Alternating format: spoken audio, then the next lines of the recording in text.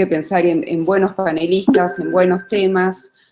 Para nosotros en Naciones Unidas este tema de la globalización es realmente muy pertinente, hoy más que nunca, porque como mencionaba Tommy un poco, estamos en una era, por un lado, totalmente globalizada, previa al COVID.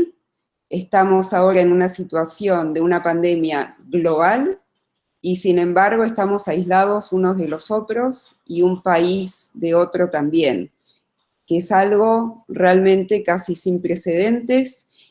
Para darles un ejemplo, por primera vez en la historia, la Asamblea General de la ONU, que se reúne en estos próximos días, como todos los años a principios de septiembre, va a hacer esta reunión en formato virtual. Nunca antes había sucedido desde que se creó la organización a partir de la Segunda Guerra Mundial. Esta es la primera vez, y también primera vez que prácticamente todos los líderes del mundo van a hablar de varias cosas, pero de una cosa seguro, y es de cómo la pandemia nos está afectando. A nosotros desde ONU también nos afecta, porque estamos tratando de ver cómo sería la mejor manera de afrontarla, y en ese sentido creo que Martín les ha hecho llegar una encuesta. Nosotros como organización cumplimos 75 años, lo marcamos este año en octubre, lo vamos a marcar, y jamás pensamos que lo íbamos a hacer en este contexto, pero nos da una oportunidad también de repensarnos como organización, ¿no? De ver cómo es que Naciones Unidas tiene que trabajar de una manera distinta, mejor, en estos años que vienen, y no solamente porque es el futuro, sino porque ahora es un futuro muy marcado por una situación que realmente nos ha dado vuelta a la vida a todos y a todas. Así que bueno, muy interesada en escuchar todo lo que nos van a comentar los oradores, muy agradecida con todos ustedes por compartir esta tarde con nosotros, y esperamos ir en contacto y que nos sigan en ONU Argentina, en las redes sociales, y haremos unas charlas más, como comentaba Tommy, también en conjunto con Mino. Así que muchísimas gracias. Bueno, muchas gracias, Tamar. La verdad que desde Mino es un placer organizar este ciclo de webinarios junto a ONU Argentina en el 75 aniversario de la ONU. La verdad que nos planteamos a principio de año cómo trabajar, y claramente la pandemia nos mostró que teníamos que buscar otras formas, alternativas, y lo que creemos es, yo tengo más preguntas que afirmaciones, tengo muchas dudas sobre cómo la pandemia nos va a cambiar como planeta y cómo nos posicionamos en Argentina frente a eso, y cómo va a cambiar la relación también comercial de Argentina. Ya estamos viendo muchísimos movimientos al respecto, y nada, la idea de estos webinarios es poder escucharnos, poder aprender, poder conectarnos, y para mí es un placer que tanto Antonella como Emanuel como Juan, a quienes algunos los leo, algunos fueron mis profesores inclusive, estén acá con nosotros y se animen a charlar un rato. Y lo que buscamos es eso, es que den su punto de vista y poder charlar y poder hacer preguntas y aprovechar este rato también para pensar un poco más en este día lluvioso que tenemos por lo menos en la ciudad de Buenos Aires, y que se apresta a poder hacer esto. Así que muchísimas gracias, primero a ONU Argentina, en pensar en nosotros para poder hacer juntos esta iniciativa y acompañarnos, a Antonella, Emanuel y Juan por acompañarnos, y a Tomás, que es un miembro de Mino hace mucho tiempo, también del CARI Joven y de Embajada Abierta, que nos está facilitando y va a facilitar este webinario. Así que muchísimas gracias y esperamos que lo disfruten. Y ahí, Tomás, no sé si volvió a mejorar tu audio.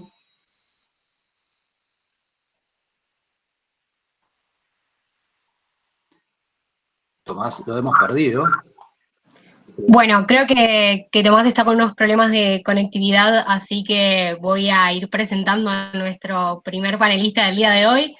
Emanuel, cuando vos quieras arrancar, te damos la palabra para dar inicio oficialmente con este panel. Bueno, ahí creo que volvió Tomás, no sé si... Sí, ¿ya terminaron los dos? Sí, presentalo directamente a Manuel y vamos sin más demoras, dale. Muy bien, no hay problema. Bueno, vamos a comenzar con Emanuel Porceli. Es licenciado en Ciencia Política por la Universidad de Buenos Aires, con estudios de posgrado en Relaciones Internacionales en la Universidad Nacional de La Plata. Es doctorando en Ciencias Sociales de la Facultad de Ciencias Sociales de la Universidad de Buenos Aires. Actualmente se desempeña como coordinador de cooperación internacional del Consejo Nacional de Coordinación de Políticas Sociales, punto focal de la Agenda 2030 y de los Objetivos de Desarrollo Sostenible para el Estado argentino, y como profesor en las asignaturas Teoría de las Relaciones Internacionales y Metodología de la Investigación en Relaciones Internacionales de la carrera de Ciencia Política de la UBA. También enseña Política Comparada en la carrera de Ciencia Política en la Universidad Nacional de Lanús, y con un grupo de jóvenes estudiantes y recién graduados de Ciencia Política lleva adelante el conocido Chimichurri, un podcast sobre relaciones internacionales con sabor rioplatense. Emanuel. De todo, lo más importante es lo último. Así que buenas tardes a todos y a todas, en este día, por lo menos, yo estoy en Ezeiza, así que aquí les puedo confirmar que sigue lloviendo, así que no hay nada mejor que estar aquí adentro y compartiendo un rato con ustedes. La verdad que quiero felicitar a los organizadores. Digo, siempre es bueno, si bien estamos en un momento como de mucha presencia de actividades y un poco digamos, de las cosas positivas que aparecen en este escenario tan complejo, una de ellas es la posibilidad de realizar actividades con colegas que en otras circunstancias implicaba mover agendas, conectar, hacer que ese colega se mueva hasta el lugar donde queríamos hacer la actividad, y que quizás un día de lluvia iba a ser algo que complotara con toda esa actividad. Hoy es al revés, quizás el día de lluvia nos invita a estar, ¿no? Así que quiero felicitar a los organizadores por esta iniciativa. A mí me parece muy enriquecedora el formato de tratar de no ser muy largueros en estas presentaciones, así que voy a tratar de cumplir ese cometido, porque me parece que lo más interesante, yo comparto lo que decía Martín, yo también tengo más preguntas que respuestas. Creo que todos estamos un poco en este escenario, y me parece que eso también es otra cuestión que es bueno decirlo, ¿no? Digo, ninguno tenemos respuestas, todos tenemos algunos indicios y muchas preguntas. Y en eso quería ordenar mi presentación como en tres cuestiones, ¿no? Uno, caracterizar un poco el momento en donde estamos parados, o desde donde, digamos, el momento desde donde se lanza el inicio de cuando la Organización Mundial de la Salud decreta a la pandemia del COVID-19 como una pandemia global.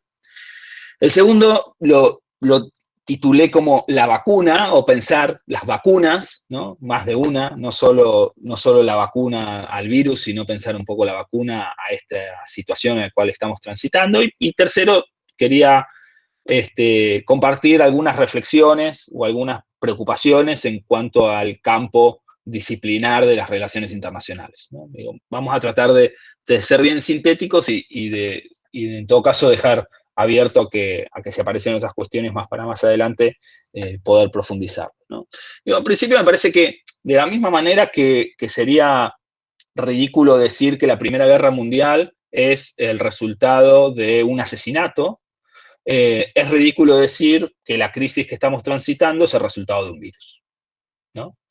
El momento en que se da la crisis del COVID-19 es un momento en donde hay una construcción de un mundo con una escasa capacidad de respuesta colectiva, ¿no? Y esto tiene que ver con procesos de larga data, en algunos casos, procesos relativamente más recientes, como digamos, la implosión de algunos espacios multilaterales, que son relativamente más recientes, ¿no? Si uno puede hacer el espejo con las respuestas de una crisis mucho menor a esta altura, podemos decirlo, como la crisis del 2008 a la actual crisis, bueno, uno puede hacer rápidamente el reflejo de que para 2008 había otro tipo de capacidad de respuesta colectiva, ¿no? Y en lo que hoy nos encontramos son muchos actores con capacidad de bloqueo, ¿no? Pero pocos actores, o casi ninguno, con capacidad de liderazgo, ¿no?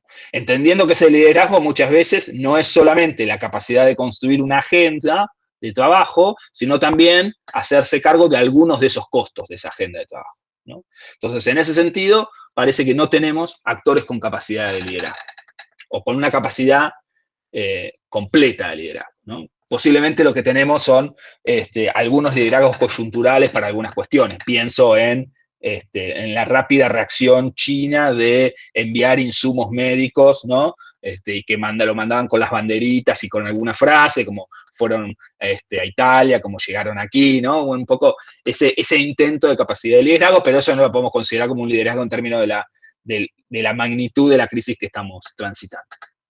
La segunda cuestión que me parece que es interesante mencionar es que hay un conjunto de visiones neoliberales o liberales que se han desarrollado en los últimos 30 o 40 años que han debilitado los sistemas de salud y que han debilitado las capacidades de respuesta de los estados, ¿sí? En un conjunto de países, que no es solamente un problema de la periferia, ¿no? Uno podría tender a decir que, bueno, que los sistemas de salud débiles son los sistemas de salud de la periferia. La crisis ha demostrado que esto no es así. Digo, pensemos en los casos de los países europeos más golpeados por la situación de COVID-19. Y esto, en gran medida, tiene que ver con que gran parte de esos sistemas de salud se alimentan de una cadena de producción de suministros que estaba absolutamente dislocada, ¿no? Y en donde la lógica de producción de esos suministros era una lógica ordenada por un esquema de reducción de costos. Si pensamos dinámicas de construcción de esquemas logísticos y de seguridad en términos de poder asegurarse bienes o productos esenciales, los modelos anteriores al modelo liberal eran modelos en donde la lógica no era una lógica de reducción de costos, sino que tenía que ver una lógica de sobreabundancia, ¿no? en cómo se producía, previendo cuestiones como roturas en esa cadena de producción, ¿no? Bueno, eso es una de las cuestiones que caracterizaron quizás el primer momento de la crisis, en donde parecía una lógica de filibusteros robándose insumos médicos cuando llegaban a los aeropuertos, ¿no? Cuando hacían escalas en un aeropuerto y venía las fuerzas policiales locales o nacionales a apropiarse de esos insumos médicos que tenían otro destino. Y lo otro que me parece interesante para caracterizar este momento es recuperar una idea de Beck, que escribió, creo que fue para la crisis del 2008, ¿sí? Que hablaba de la idea de la globalización como la sociedad del riesgo mundial, ¿no? Y a mí me parece que esto es interesante para entender que cada vez el complejo Estado-sociedad es un complejo que cada vez controla menos cosas. Al punto de que viene un virus en un mercado, en una ciudad china, y nos genera este desbarajuste, ¿no? Entonces me parece que hay que hacerse cargo de eso, y también hay que hacerse cargo, y esto lo voy a vincular con algo que quiero decir más sobre el final, en cómo lo pensamos disciplinarmente, ¿no?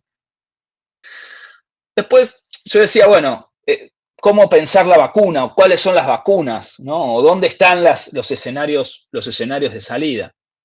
Lo primero que hay que decir es que esta no es una crisis sanitaria. Y entonces, como no es una crisis sanitaria, la solución, la salida, la vacuna no es sanitaria, ¿no? Esta lo que está generando, no quiero caer en una lógica years and years. Si no la vieron, no la vean en 2020, es mi recomendación. No es para verla en 2020, y menos un día así lluvioso. Me parece que la vacuna tiene que ver con una crisis, digamos, esta es una crisis de desarrollo y la vacuna tiene que ver con el desarrollo.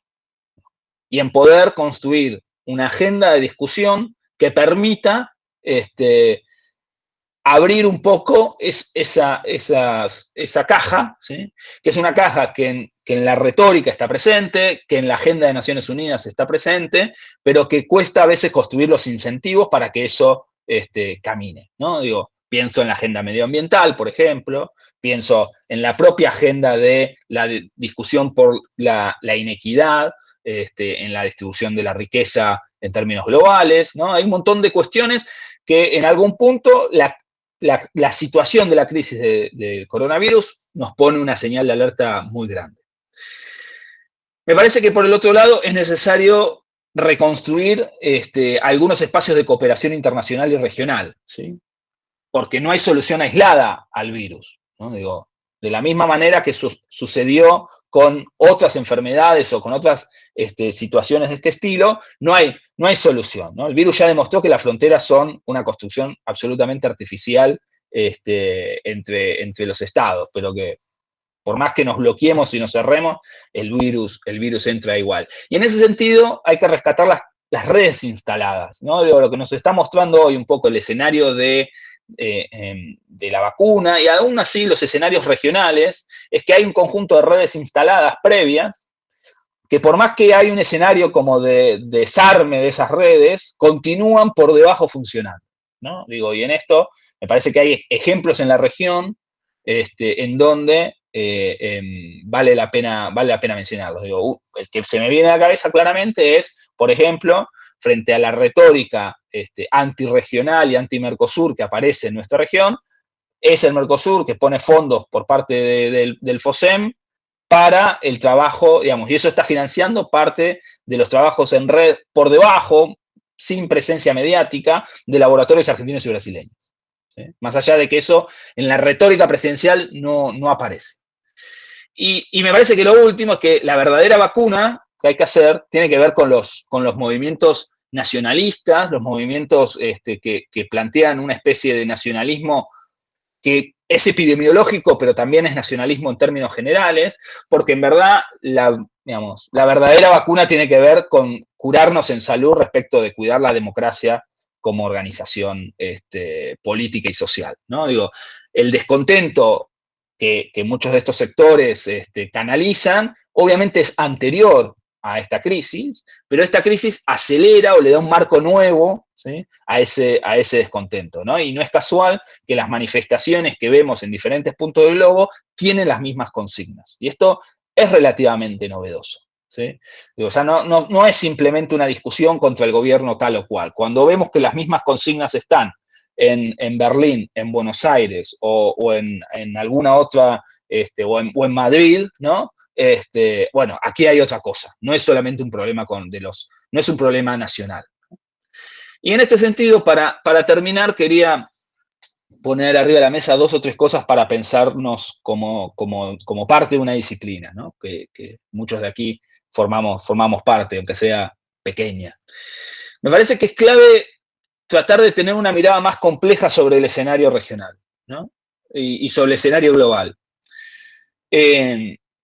Primero porque tenemos las grandes discusiones teóricas, conceptuales, de qué prima, si lo material, si lo simbólico, bla, bla, bla, bla. Bueno, y vino un simple virus y nos tiró por la borda todos esos planteos, ¿no? Y en ese sentido me parece que es importante entender que siempre hay capacidad de agencia, ¿no? Que no todo es sistémico, ¿no? Que siempre los estados tienen capacidad de agencia.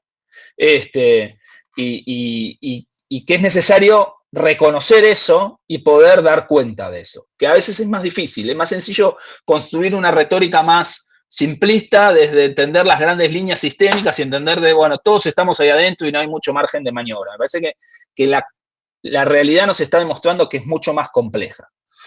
Y en eso me parece que hay que ser muy cuidadosos con ciertas retóricas, ¿no? La idea de una nueva guerra fría, ¿no? Como aparece a veces un poco plasmado, ¿no? La idea de la confrontación de China y Estados Unidos como la nueva explicación a todo, a mí me parece que es cerrada, ¿no?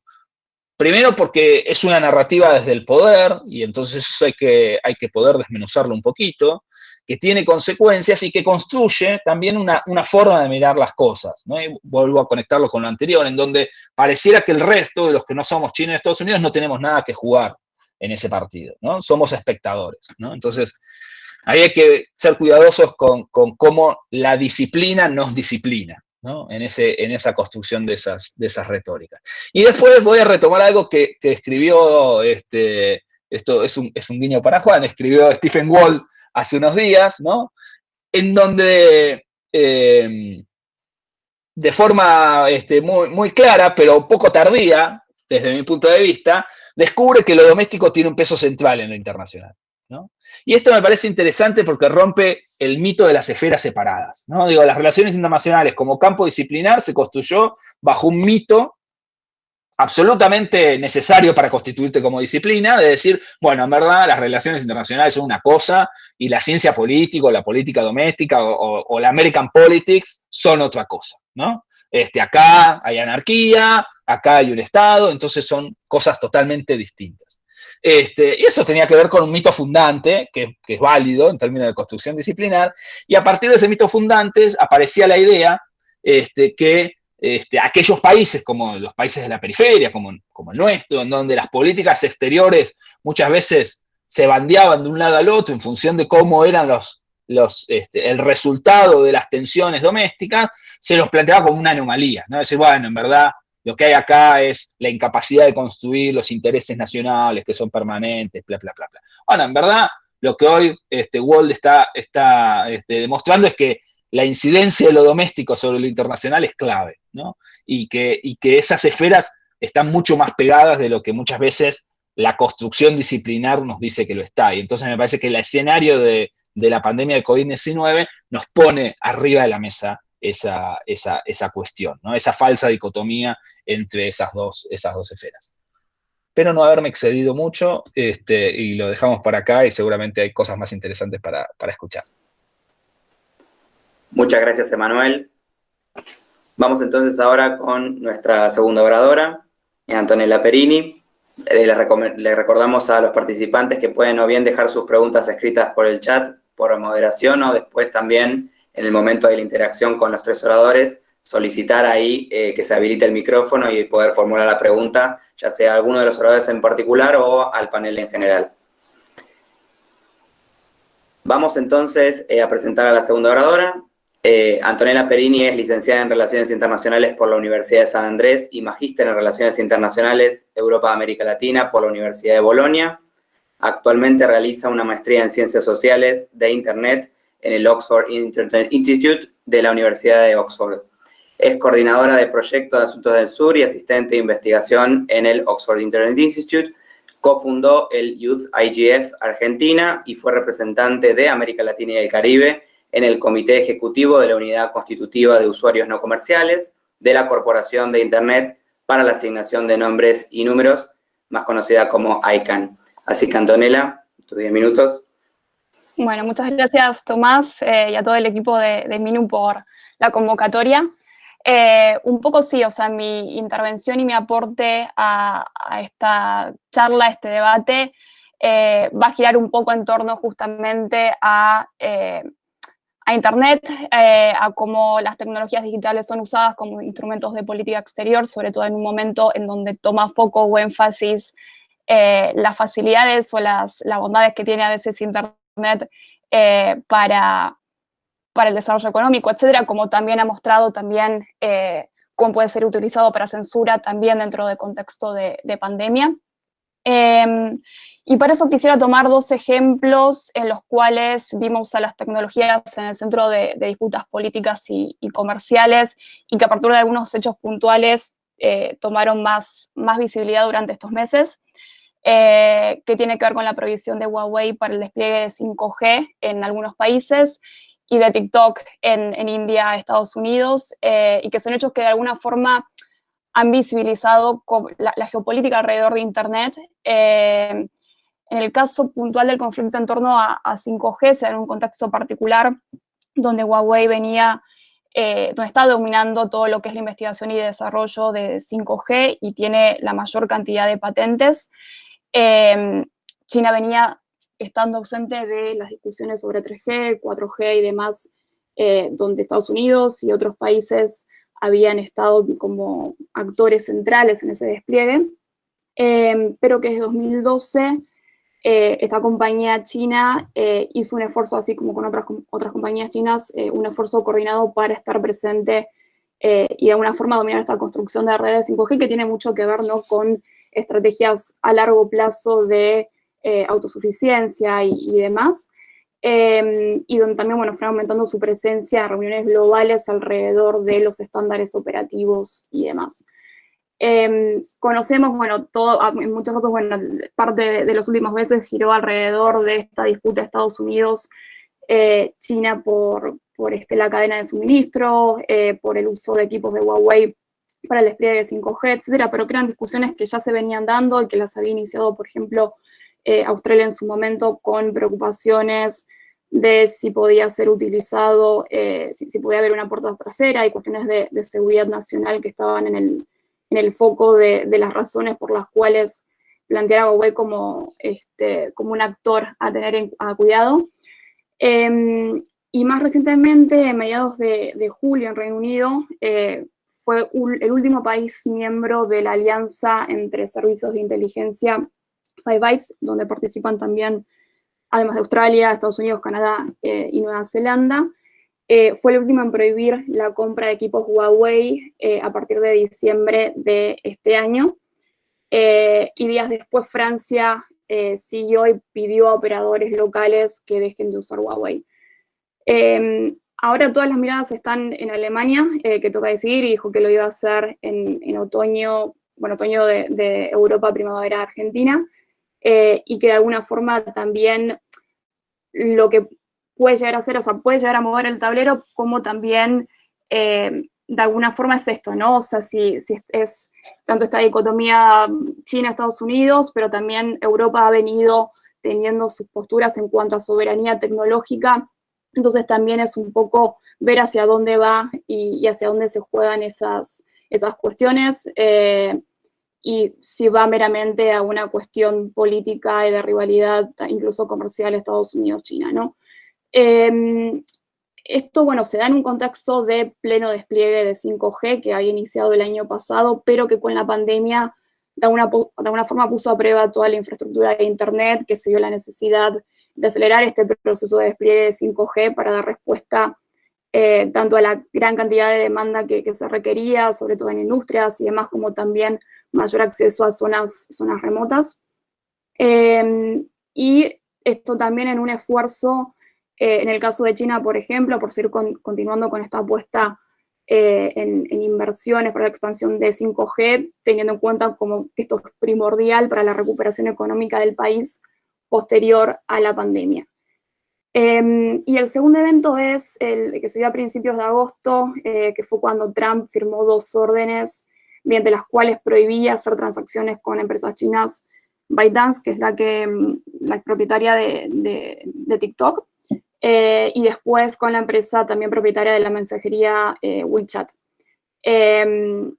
Por un lado, o sea, esto, bueno, está también acompañado de una mayor penetración de la aplicación, como nadie ha tenido hasta ahora otra perteneciente a China, o sea, que se venía dando ya desde el año pasado, pero durante los primeros meses de pandemia también tomó más relevancia y se popularizó, y que tuvo su momento de fama, ¿no?, adicional cuando los tiktokers se anotaron para el rally de Trump en Tulsa sin asistir, pero que de alguna forma también, o sea, no solo Estados Unidos está dentro de esta lógica de cuánto una aplicación puede llegar a recolectar datos y puede servir o no para cuestiones de seguridad e inteligencia, ¿no?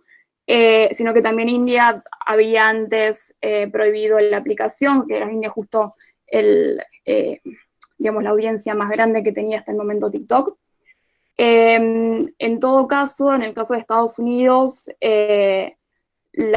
esta medida se enmarca dentro de lo que le llaman la red limpia, que es para evitar que empresas de telecomunicaciones chinas accedan a información confidencial sobre ciudadanos o empresas estadounidenses, y que esto se basa también en la Ley de Seguridad Nacional de China de 2017, si no me equivoco, que obliga a que cualquier organización o ciudadano apoye o coopere en lo que es cuestiones de inteligencia estatal si el gobierno lo pide. Entonces, por un lado, o sea, vemos como que las redes y las conexiones son una fuente de poder y de seguridad, pero al mismo tiempo, o sea, es una disputa geopolítica que está trazando ese despliegue de 5G, tal cual estaba planteado, y aumentando los costos de eso. Y también, o sea, pone justamente, y lo que mencionaba justamente Emanuel, ¿no?, este análisis de si es que los países están cediendo a las presiones de Estados Unidos o hay otras cuestiones detrás, más cuestiones bilaterales por las cuales toman la decisión de prohibir o no estas empresas como parte del despliegue de esta tecnología. En todo caso, mientras tanto, Trump estaba tomando crédito por haber convencido a otros países de no usar Huawei, pero bueno, acá es interesante cómo los países se van a ir posicionando, si consideran tener ese margen de maniobra o no. Y en cuanto a eso a nivel no infraestructura, con TikTok, en cambio, lo que vemos es como la manifestación también de las presiones que encuentran las empresas chinas cuando buscan o logran penetrar en otros países, la securitización de estas aplicaciones, en tanto tienen llegadas a una vasta población de información y datos sensibles, como también en su caso las han tenido empresas estadounidenses con menor o mayor grado de aceptación o no. Y también, sobre todo, estas tensiones entre posturas ligadas a la idea de una Internet abierta o global que promueve la innovación o la libre circulación de información frente a unas posturas más de priorizar la localización de las comunicaciones o poner freno justamente a esta libre circulación de información. Y en ese sentido, o sea, que Estados Unidos venía como liderando esa primera postura, con ciertos matices, por supuesto, y ha venido tomando acciones como más ligadas a una postura más vinculada a poner un peso mayor a los estados en la regulación de Internet y sus aplicaciones, y que de alguna forma TikTok visibiliza eso y es otro aspecto a seguir de cerca. Y que de alguna forma, bueno, estos dos hechos, creo yo, hacen eco un poco del conflicto político y comercial que rodea de alguna forma Internet, y en ese caso, y yendo por ahí un poquito hacia los organismos internacionales, o sea, también se da una particularidad dentro de lo que es la gobernanza de Internet, que se basa mucho en lo que es lo multisectorial en contraposición al multilateralismo, y que cada vez más de alguna forma se está replanteando cuánto este modelo puede permitir que haya avances y que haya contrapesos en cuanto a un mayor liderazgo de un país u otro en cuanto a las regulaciones y las políticas de Internet. Pero bueno, eso ya creo que estoy llegando a los 10 minutos, pero creo que por ahí eventualmente podemos avanzar un poquito más hacia ese lado. Muchas gracias, Antonella. Vamos ahora a presentar a nuestro tercer panelista, Juan Bataleme. Es profesor de Relaciones Internacionales y Tecnología en la Universidad de Buenos Aires. También profesor de Relaciones Internacionales y Seguridad en las universidades del SEMA y Argentina de la Empresa. Ha sido secretario académico, actualmente, es secretario académico del Consejo Argentino para las Relaciones Internacionales y ha sido becario Chevening y Fulbright. Juan, un placer contar contigo. Tienes la palabra. Gracias. Bueno, buenas tardes a todos. Prefiero tomarme un minuto y agradecerle a Minu, a Martín, a vos, por la invitación y por sentarme a conversar con Emanuel, con Antonella, y tener el gusto. Ahora recordé que con Tamar Hackman compartí un panel hace un año, 1 o 2 años en la Universidad de Buenos Aires. Así que gracias a ustedes por darme esta oportunidad. Realmente las dos presentaciones que me antecedieron me robaron parte del speech, así que eso está bueno. Yo puedo reducir rápidamente mi speech y quedar menos expuesto y te aviso, Emanuel, que voy a tomar ese guiño que me hiciste, porque es un guiño muy importante. Coincido con Emanuel en general de que si yo tuviera que decir, ya me he cansado de reflexionar sobre el futuro del COVID, la globalización y demás. Creo que coincido con que lo que hace el COVID es dejar al rey desnudo, ¿no? Deja al rey desnudo, y coincido al mismo tiempo de que ese emperador no tiene nuevas ropas, ¿no? Como decía Sinéad O'Connor allá lejos y hace tiempo, una gran canción, las nuevas ropas del emperador. En este momento, lo que está claro en el sistema internacional es que hemos quedado desnudos en nuestras falencias. Hemos quedado desnudos todos, desde el centro y la periferia. Creo que esta es la primer gran crisis que yo separo los efectos centro-periferia por efectos, pero no porque alcance a todos, o no porque uno pueda directamente decir es una crisis del centro, es una crisis de la periferia.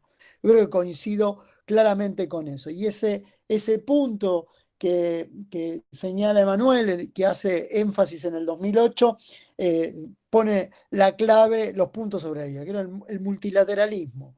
Viene en crisis justamente porque en gran medida el modelo liberal había generado un éxito y como todo éxito tiende a desgastarse. Nosotros vivimos en un orden internacional generado en las postrimerías de la Segunda Guerra Mundial que se efectúa en 1945. Y esos mecanismos de ajuste multilateral que nosotros tenemos crecen a la vera de una competencia polar entre la Unión Soviética en su momento y los Estados Unidos. Y ahí aparece un elemento muy importante. ¿Por qué? Porque todos aquellos que confluían en ese orden liberal coincidían en una visión. Estados Unidos lideraba, el resto acompañaba, modificaba y recreaba su propia visión de liberal, como lo demostró la Unión Europea de manera inequívoca, y los proyectos de integración, que el más claro proyecto, más exitoso y al mismo tiempo más vilipendiado, es un hijo directo de la dinámica regional y de la dinámica liberal que fue el Mercosur. Lo cierto es que ese orden se agotó en parte porque quien lidera no quiere liderar más. Es un dato central que lo demostró la elección, lo viene demostrando en cierto sentido la elección no de Trump, sino la elección de Obama contra Mitt Romney, donde ya habían claras manifestaciones de exhaustamiento de los Estados Unidos, de tener que poner recursos en un orden internacional del cual podía extraer cada vez menos si yo compartiera la visión de extracción, ¿no?, que hay en ese aspecto. Al mismo tiempo, el multilateralismo, tal cual lo conocemos nosotros, tenía que degradarse porque, como bien señala Moisés Naim, el poder se ha ido dispersando. Justamente, el multilateralismo lo tenemos como un elemento para construir orden. Es un elemento por acción positiva. Y yo también he dicho en varias de mis intervenciones que en esencia hoy lo que prima es la posibilidad de bloquear. Vos necesitas tener el elemento positivo del poder, que es en el cual se genera creación, ¿no? Uno de los últimos números de Foreign Affairs habla de presente al momento de la creación.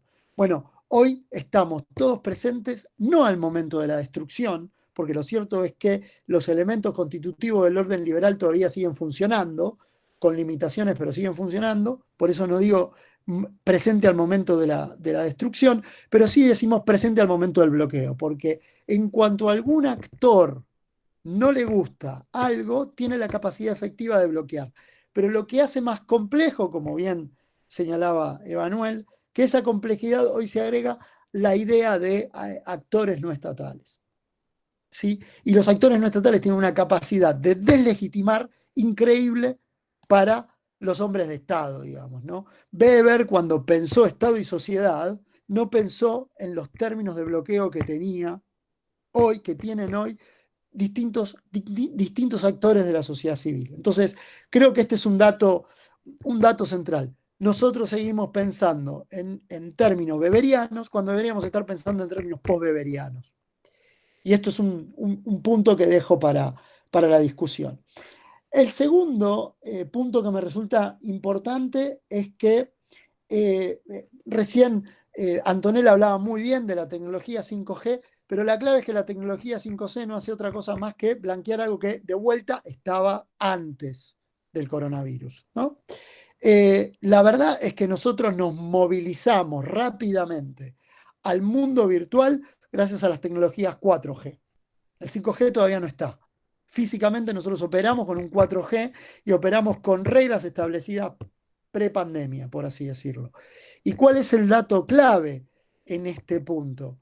En que nosotros, la construcción, por así decirlo, occidental, pero no única, fue la que permitió hacer este salto rápido en las infraestructuras que ya estaban.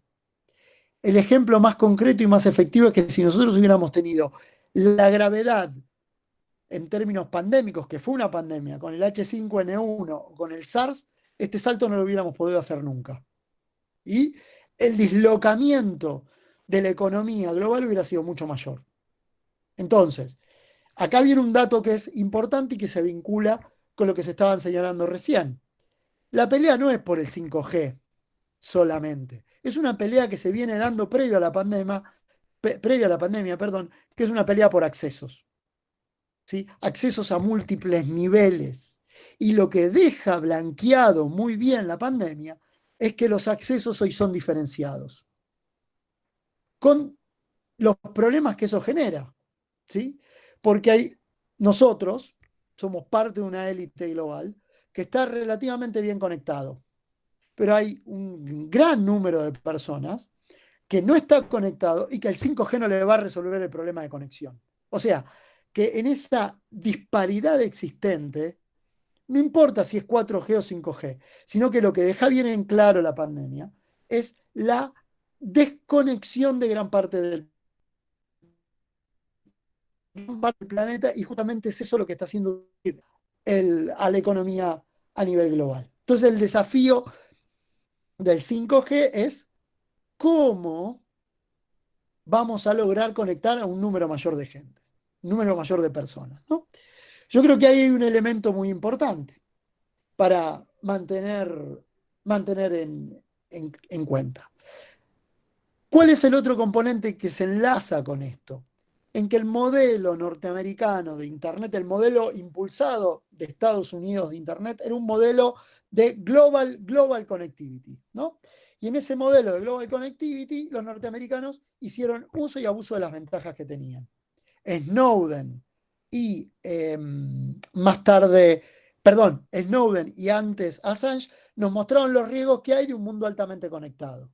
O sea, mostraron, pospusieron de vuelta, dejaron a la luz que el emperador estaba desnudo, con las crisis que eso genera.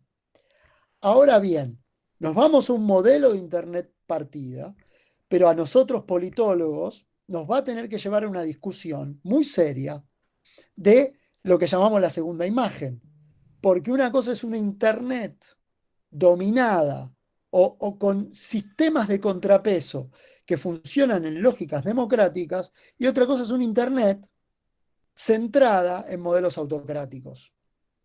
Porque ahí aparece que las discusiones que nosotros tenemos sobre privacidad de datos y el uso justamente que han hecho de esos datos por parte de las empresas, por parte de la sociedad, tiene una dimensión que está muy ligada a la dinámica de Occidente, que es que la cesión de datos lo hicimos en parte por inconscientes, en parte porque como seres humanos que somos, nos gustan los placeres rápidos. Entonces, jueguito gratis, concedo datos. Bueno, no hay free lunch. Si nosotros hubiéramos seguido ese criterio, previo a que toda esta revolución estuviera plasmada, otro hubiera sido nuestro pensar. ¿Cuál es la diferencia con los sistemas autocráticos? O lo haces por coerción o lo haces afuera. Y la coerción no es te rompo la cabeza. La coerción es mucho más sutil, si vos querés, ¿sí? Por ejemplo, en transferencias informativas masivas, de las cuales nosotros, los sistemas democráticos, también somos parte de esa lógica. Entonces, es un excelente momento para discutir qué democracia queremos y qué implica estar conectado a determinadas redes, ¿sí? Ahí tengo dos comentarios, porque coincido también con que la visión de una nueva Guerra Fría es mala. Sin embargo, es un elemento clave que nosotros tenemos espero no estarme excediendo, pero es un elemento clave para tener una referencia que, de vuelta, es mala porque en esencia China se ha vuelto tan atractiva como lo era los Estados Unidos en plena Guerra Fría, y eso es una diferencia fundamental. La Unión Soviética no ejercía poder blando. China tiene una capacidad de ejercer poder blando increscendo, ¿sí? Y aparte aparece como alternativa. Digo, ¿y cómo llega China a hacerse atractivo? Diciéndole a nosotros capitalistas, mirá qué lindo que son mis celulares Huawei, ya que hablaba acá Antonella Y claro, vos pones un Huawei y un iPhone y vos decís, los dos son exactamente lo mismo. Pero hay una trampa ahí. Que la trampa es que a la larga, si esta competencia entre actores se vuelve más rígida, probablemente una u otro bloquee accesos a grillas de información y de tecnología que están presentes. Y esto yo creo que es un elemento no menor a tener en cuenta, porque coincido de vuelta con Emanuel, a mí lo que me conviene como país periférico, por así decirlo, es flotar con la mayor cantidad de socios posibles. Pero si esos socios entran en colisión, como lo está mostrando Antonella muy bien en la cuestión tecnológica, los países periféricos vamos a sufrir bastante de las elecciones que nosotros hagamos en relación a las grillas que nosotros queramos estar. Y ahí que señalaste, podríamos seguir hablando un montón más, pero no quiero dejar pasar dos cuestiones que son importantes. Siempre se ha hablado de la solidaridad de los movimientos antiglobalización, ¿no? Y yo creo que este es un punto clave porque son movimientos de resistencia. El nacionalismo, hoy también, es una resistencia a otra forma de globalización. Y ese nacionalismo está generando nuevos lazos de solidaridad. Entonces vos, recién Manuel decía, bueno, vamos a tener que vacunar a los nacionalistas. Va a ser tan difícil de vacunar como cuando se decía en los 90 vamos a tener que vacunar a los antiglobalización. En esencia, ¿por qué? Porque son reacciones de solidaridad globales. Increíble, ¿no? Porque son movimientos antiglobalización, pero que reaccionan a elementos antiglobales. Por eso vos tenés a gente de Breitbart, por ejemplo, que trata de coordinar mejor las acciones de los nacionalistas. Lo que se pone en discusión en estos casos es el modelo de globalización en competencia, porque lo que tenemos hoy son globalizaciones competitivas. Y quiero cerrar con un último componente que es clave.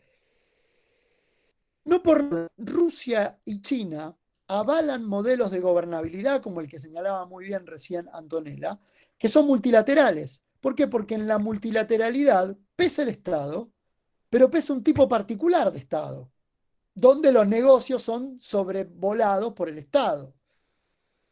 En el modelo norteamericano, que es el de multi-stakeholder o multiparticipativo, es cierto que el Estado está metido adentro, pero el Estado tiene que hacer un esfuerzo para muchas veces tratar de controlar el modelo de negocio que se le va de las manos, como demuestra el hearing que tuvo que hacer el Congreso norteamericano con las grandes empresas tecnológicas que hoy el propio Estado trata de partir. Las dos involucran riesgos diferentes. Nosotros, y retomo justamente lo que Manuel decía en relación a la autonomía, nosotros, Estado, ciudadanos, somos los que tenemos que elegir en gran medida y marcar bajo qué modelo nosotros queremos estar gobernados, ¿no? y funcionales. Y en este sentido es muy bueno lo que vos señalás de Stephen Waltz, porque Stephen Waltz repara algo, dice, la relevancia que tiene la importancia, la política doméstica, para poder acoplarse a los movimientos sistémicos que existen, por eso yo creo en la complementariedad, ¿no? Pero no lo hace de forma tardía, estimado amigo. Lo hizo y le costó muchísimo cuando saca el libro de US Foreign Policy and the Israeli Lobby. Yo creo que en ese momento redescubre su posición menos estructural y más sistémica. Dicho eso, vuelvo a agradecerles a ustedes el compartir esta reflexión y abierto a la discusión y al debate. Buenas tardes.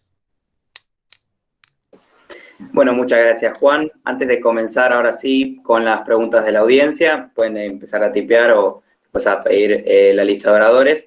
Me gustaría señalar algunos elementos en común que fueron rasgos salientes en las tres presentaciones que muestran también cómo, además de la enorme incertidumbre y muchas preguntas, puede haber algunos cabos que pueden empezar a identificarse. En primer lugar, la renovada discusión acerca del rol del Estado durante y luego de la pandemia, más allá de con sus ciudadanos, sino como actor en el escenario internacional, una globalización quizás con un rol nuevo para el Estado.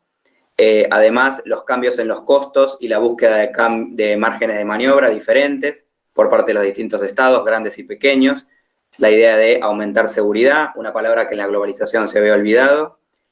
Estados Unidos y China como tándem que aparecen juntos y también separados repetidas veces, como dos países que van a ayudar a moldear, con diferentes características cada uno, los nuevos modelos de globalización que están, como decía Juan, bien recién en pugna, la renovada capacidad de la agencia, ¿no? Como esta crisis y esta transformación que está sufriendo la globalización traen cambios a lo que se pensaba que era como inmóvil o incambiable, estructural, y que da nueva perspectiva respecto de cómo adentro de los estados o a través de los estados, para bien o para mal, distintos grupos pueden cooperar, cómo aparecieron nuevos riesgos y se renovó la cantidad de veces con la que se escucha la palabra, el riesgo asociado a áreas a las que no se ha asociado, ¿no? Como el divertimento, el internet, el comercio, incluso algunas esferas de la seguridad que habían estado asociadas a elementos de la agenda muy cerrados, ahora se abren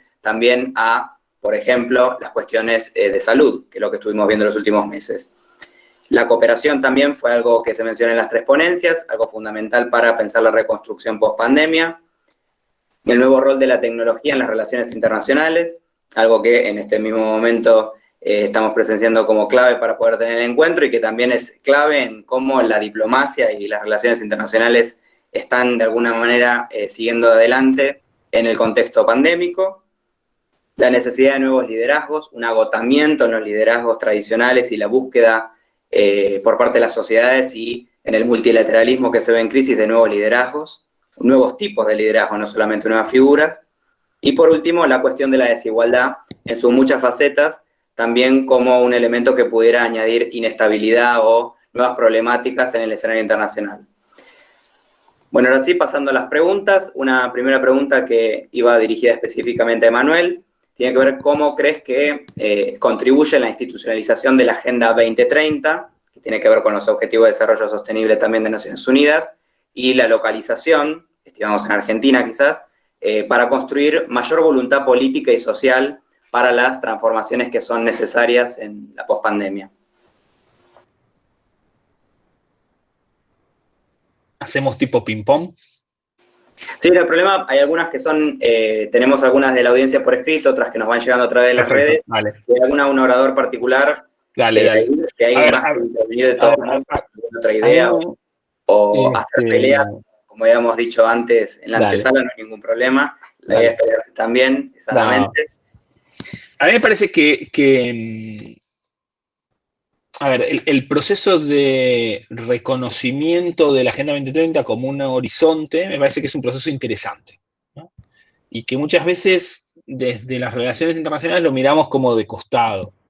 A mí me parece interesante por 2 cosas, porque la Agenda 2030 es hija de los objetivos del milenio, de los ODM, y los ODM, en verdad, que eran menos, estaban focalizados esencialmente en el mundo de la periferia, en el mundo del subdesarrollo, ¿no?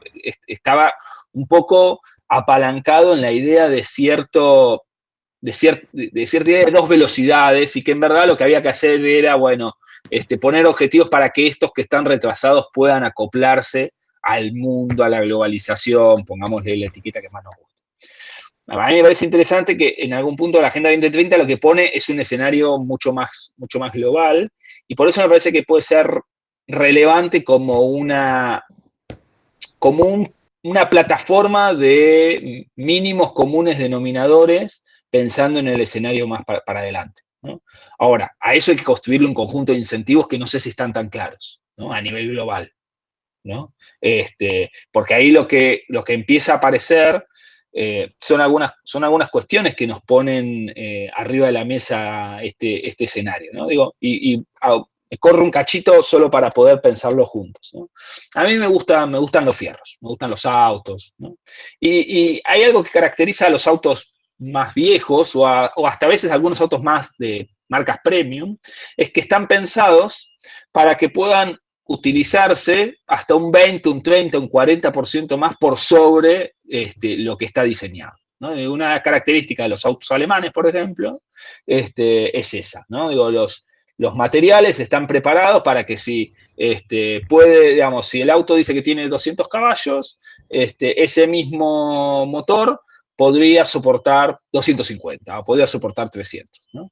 Y eso es un poco, digamos, esa es la característica versus los modelos low cost, en donde muchas veces, digamos, el diseño está puesto al límite de las capacidades, ¿no? Y entonces quizás nosotros tenemos que empezar a volver un modelo de desarrollo, un modelo de globalización que salga de ese modelo low cost a un modelo, si querés, más premium, en donde las lógicas de producción y las lógicas de desarrollo impliquen pensar desde una idea de redundancia, ¿no? Y ahí me parece que para regiones como la nuestra también aparece una ventana de oportunidad, porque la idea hasta ahora que parecía unívoca de todo se va a producir en China porque no hay manera de competir en términos de escala y costos, bueno, quizás ahora las empresas tienen que empezar a pensar que las propias cadenas de producción no solamente se pueden afincar en una sola región, por más que los costos y las lógicas de producción te inviten a que eso suceda de esa manera, ¿no? Entonces, a mí me parece que cuando vos podés nuclear la propuesta de la Agenda 2030 con esas dinámicas, bueno, ahí aparecen algunas ventanas de oportunidad y algunos posibles incentivos a futuro, pero para eso falta voluntad política todavía. Buenísimo, Manuel. Una pregunta que nos llegó a través de las redes, especialmente para Antonella, tiene que ver con el rol de la tecnología actualmente. Particularmente preguntan cómo evalúas, Antonella, el uso de la tecnología como herramienta para continuar el trabajo de los organismos internacionales, si crees que les da más vida o nueva vida, o es algo que no podrían implementar, y cómo esto también impacta puntualmente en Argentina, si consideras que va a haber una mayor necesidad para el aparato estatal argentino de acá a futuro, o si hay trabas que impedirían que se impulse la tecnología en términos generales en el Estado argentino en los próximos años. Bueno, a nivel organismos internacionales sí creo que, a ver, le da nuevo impulso, pero hasta ahí, o sea, la tecnología puede avanzar y facilitar varias cosas, pero tampoco es la solución por ahí de todo.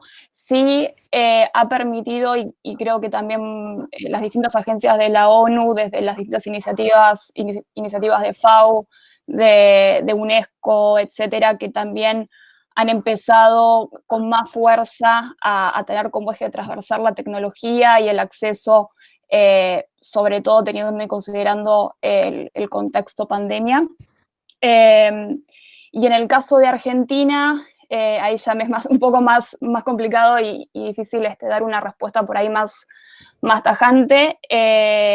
Obviamente hay cuestiones de acceso que dificultan en muchos casos el poder participar por ahí en pie de igualdad en algunas cuestiones, así como permite, y por ahí lo paso un poco a lo que es todo lo que tiene que ver con gobernanza de Internet, que por ahí es el tema que más sigo. En estas cuestiones, por ejemplo, de reuniones que se dan anuales y demás para avanzar en el desarrollo de Internet, donde muchas veces los actores que están presentes están muy focalizados y muy centrados en ciertos países, ciertas, por ejemplo, sector privado y demás, y que obstaculiza también un poco la llegada de otros sectores. En el caso de poder pasarlo al plano virtual, ha permitido que algunos actores puedan tener y participar de estas reuniones, obviamente con ciertas dificultades y demás, pero que ha permitido que mayores voces, o por lo menos haya mayor representatividad, que una de las grandes fallas, creo yo, del sistema multisectorial ha sido que igualmente refuerza ciertas desigualdades regionales, de género, etarias, incluso de si tenés un nivel de inglés profesional y técnico, ¿no? Ese tipo de cuestiones. Más que nada, por ahí mi aporte va a ser un poco más desde este tipo de instituciones. A nivel Argentina, por ahí me costaría un poquito más para dar una respuesta más tajante en ese sentido. Buenísimo, muchas gracias. Acá nos llegó otra pregunta por parte de la audiencia para los tres.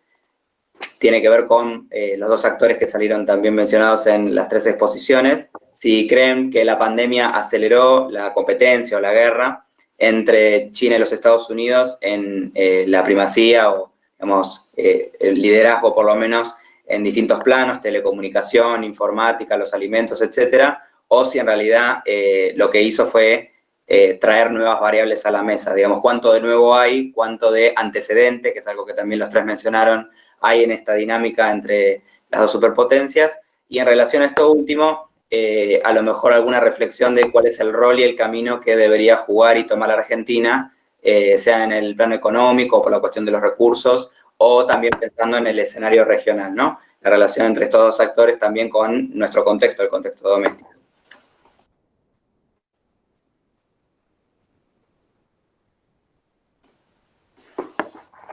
No sé si quieres arrancar, Juan, que... bueno, a ver, con respecto al tema hay un componente que es sistémico y hay un componente que es doméstico. El componente sistémico es que inevitablemente China iba a crecer, ese crecimiento se iba a traducir en una posición mucho más asertiva de China, y la trató de pilotear mientras pudo pilotearla, y chocó contra un Estados Unidos que está en su patio trasero, por así decirlo. Lo importante es que China empieza a aparecer en múltiples patios traseros. Ahora, ahí aparecen 2 componentes más.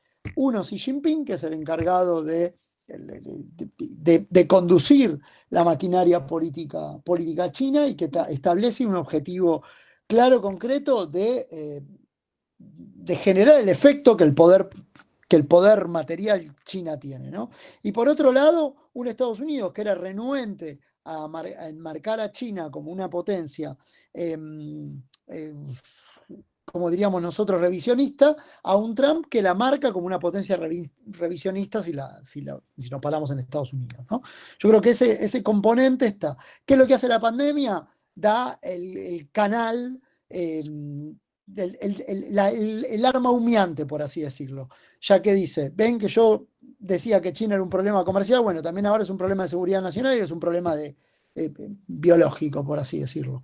Y cualquiera que haya visto la convención republicana hace 2 días atrás, en todo momento, al único país que le dedicó clara y de forma concisa fue a China. Ni siquiera habló de Rusia, ¿no?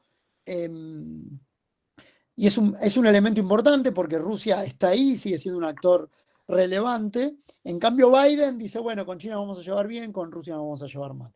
Veremos qué pasa en la elección, ¿no? ¿Qué margen de maniobra tiene la República Argentina? Va a poder estar con todos todo el tiempo que quiera, en tanto y en cuanto no termine siendo decodificado como una amenaza para la seguridad a lo que es el hegemón regional que es Estados Unidos hoy. Y a mí en el CARI me pasó algo muy interesante. Hicimos una charla con August Cole, que es el autor de un libro que se llama Burn-In, y es un especialista en temas tecnológicos, y él señalaba que una instalación espacial de China en la República Argentina constituye una amenaza a la seguridad norteamericana, en tanto y en cuanto hoy el espacio ultraterrestre y las comunicaciones son un área de seguridad nacional. La contrapartida es la discusión que plantea Mearsheimer en un artículo en una entrevista que le hace Leandro Darío a Mearsheimer, y Mearsheimer dice: Argentina, en tanto y en cuanto no genere una instalación militar concreta sobre su territorio nacional, Estados Unidos lo va a tolerar. Como lo puede tolerar, no va a tener ningún problema. Y ahí tienen 2 posiciones dentro del propio Estados Unidos, ¿no? Y son 2 cuestiones que están... Entonces vos vas a flotar en tanto y en cuanto los otros 2 no se pongan rígidos. En cuanto uno de los 2 de los otros se ponga rígido, Argentina va a tener menos margen de flotación. Por lo menos esa es la visión que yo tengo, ¿no? Paro acá.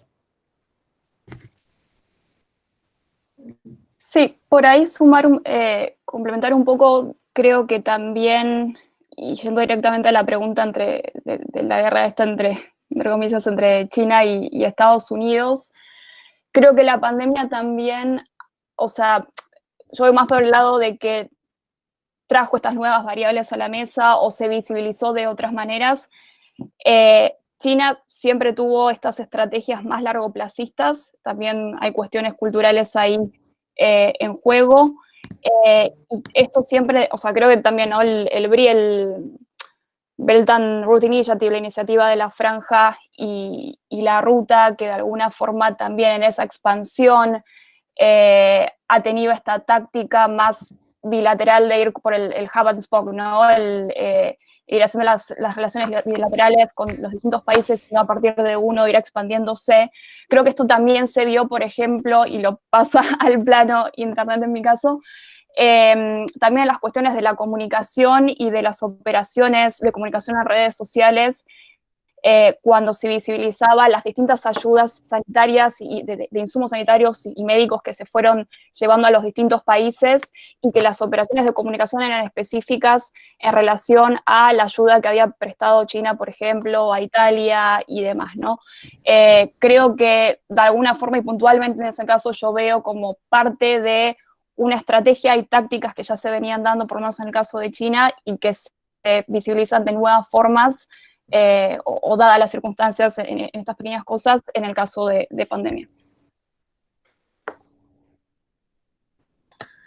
No, a ver, yo no creo que la pandemia no haya acelerado. Ahí comparto un poco con Juan que lo que hace es quizás mostrar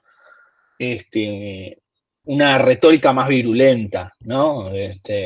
Con Trump todo el día diciendo el virus chino, ¿no? Pero antes, ¿no? En lugar de decir el virus chino, decía el 5G, o decía, digamos, o era la guerra comercial, o digamos, aparecían otros titulares, ¿no? Pero me parece que no aceleró. Ahora, para mí, el escenario no es, digamos, no es un escenario de guerra, y me parece que, sí, obviamente es un escenario de competencia, pero digo, no es un escenario de guerra, y es necesario, repito, correrse de la idea de la confrontación bipolar tradicional y hacer como una especie de espejo al escenario de Guerra Fría, porque esencialmente, digamos, lo que tenemos es una interdependencia fenomenal, ¿no? Digo, más allá de lo que nosotros tenemos, digamos, como bien Antonella presentaba del caso de la disputa por el 5G, digo,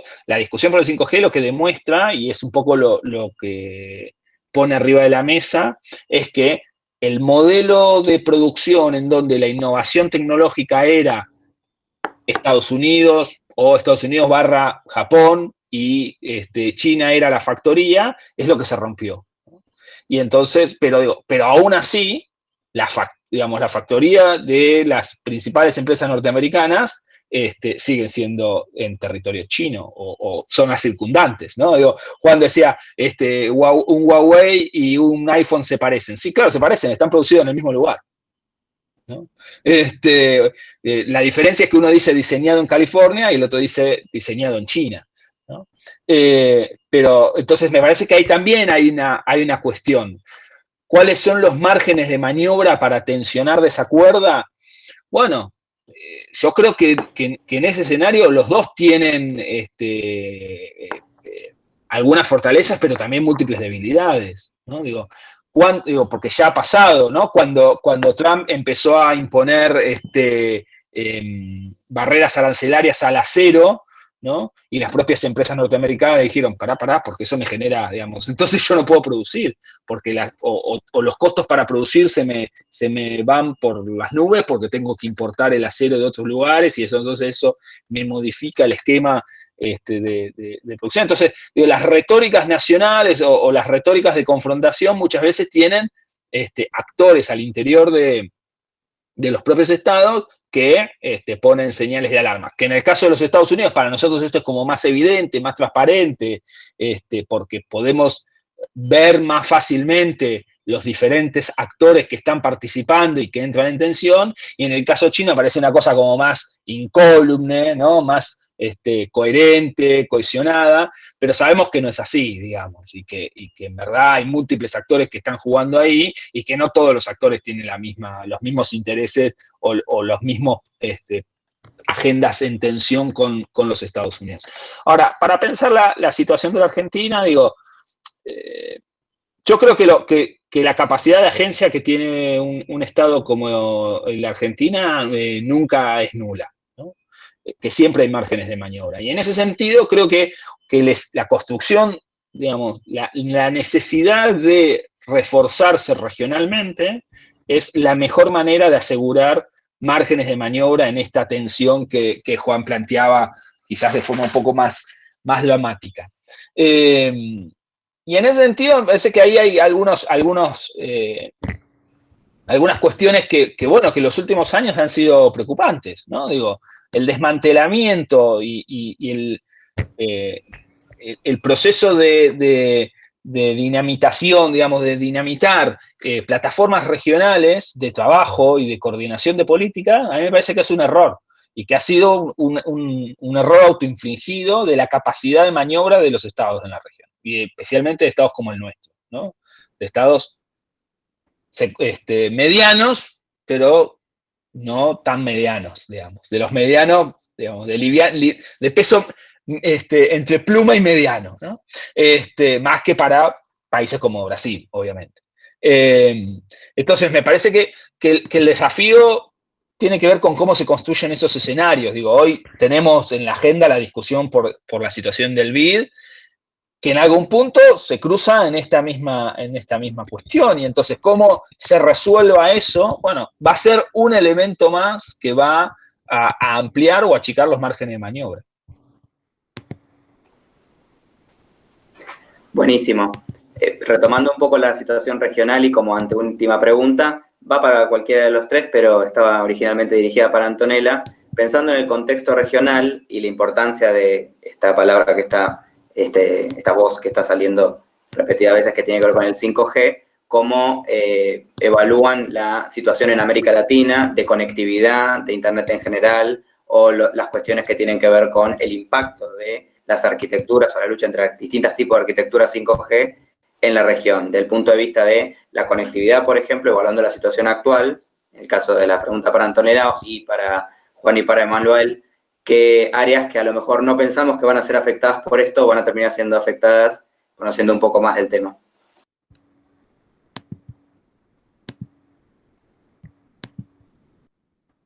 Perdón, estaba en mute. A ver, en cuanto a conectividad en la región, digamos, es bastante dispar los niveles de conectividad que hay por país. Hay, de hecho, índices de conectividad y hay países que están bien posicionados como Uruguay, Chile, Argentina está ahí en un punto intermedio también. Pero, digamos, o sea, yo creo que los esfuerzos están en cuanto a, yendo puntualmente a 5G, y también, o sea, y volviendo a uno de los comentarios que ha dicho Juan, sí, o sea, en realidad nuestra internet está basada en 3G, 4G, 5G, por ahí es como la forma de poder analizar un poco el panorama que se presenta a nivel geopolítico, Estados Unidos, China y otros actores. Pero sí la región está atendiendo estas pruebas con Huawei. Pero a nivel conectividad, o sea, yo creo que en algunos países obviamente se están dando más avances que en otros. En el caso de Argentina, puntualmente, hay instituciones fuertes y hay una presencia muy fuerte de actores locales en los distintos espacios de gobernanza de Internet. De hecho, dentro de lo que es América Latina, creo que hay una comunidad bastante fuerte. Y que por el otro lado, o sea, al mismo tiempo, una de las grandes cuestiones que se dan en la región también es el buscar también, por ejemplo, el despliegue de redes comunitarias como complemento a estas infraestructuras por ahí un poco más mainstream, digamos.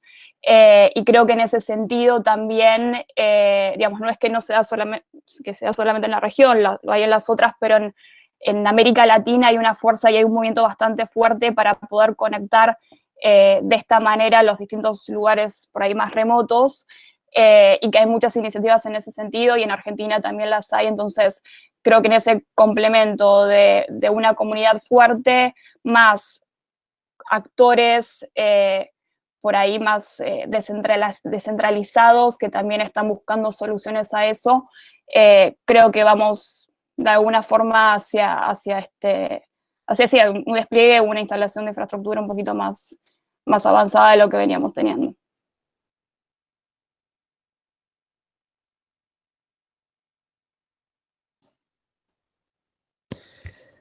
En gran medida, creo que está respondido en mi caso, por lo que señalaba muy bien Antonella, así que no sé, Manuel, vos si querés agregar algo, yo no tengo comentarios. La que sabe es Antonella, está claro. Muy bien.